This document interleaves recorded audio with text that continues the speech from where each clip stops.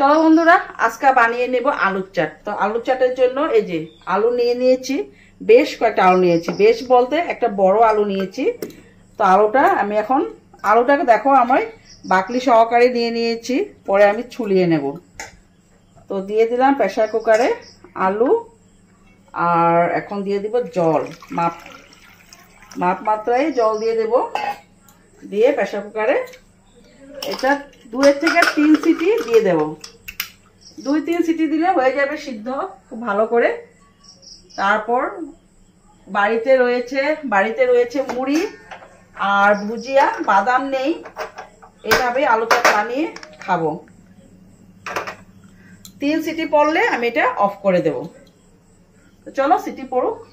চাকুটা নিয়ে আয়। চাকুলে না দাদা গেঞ্জি পরে নাই উঠাস কেন তুই?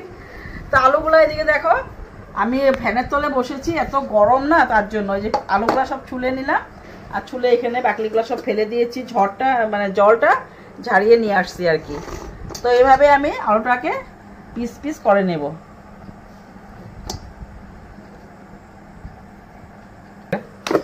মুড়ি দিচ্ছি, মুড়ি তো উপর থেকে জানাস তো কোনটা হতে উড়ে উড়ে যাবো নি আবার আওয়াজে ভুজিয়ে দিয়ে দিচ্ছি। পেঁয়াজ থাকে ভুজিয়াটা লাস্টে না, ড্যামে কোনা ভুজিয়া লাস্ট দিন ড্যামে কোনা উপরে উপরে উপরে উপরে দেওয়া যাবে, উপরে রাখি না, উপরে দেবে হ্যাঁ অল্প রাখিস উপরে দেওয়া যায়। শুকনো মরিচ গুঁড়া দিয়ে দেখো, একটু কালার লেগে দেয়, বেশি না, কালারটা সুন্দর দেখি চোখে লেগে তো কিন্তু।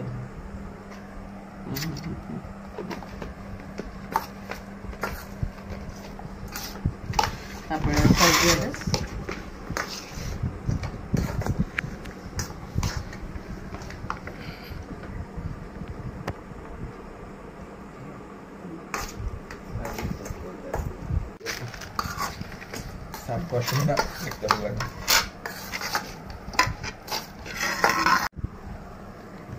একটু লেবু দিয়ে দিলাম চিপে।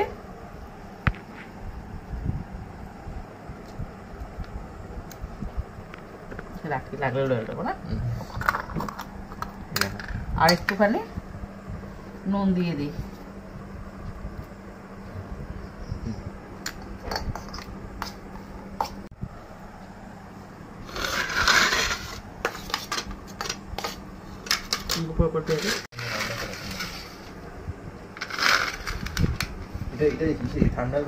তো একটু রেখে দিয়েছি তোমার দাদা ভাইয়ের জন্য, দাদা ভাই আসুক তারপরে আমি ভালো করে এভাবে মানে সেটা দিয়ে সস টস দিয়ে বানিয়ে নেব। তো এখন রেখে দিলাম, আর আমাদের জন্য নিয়ে নিয়েছি।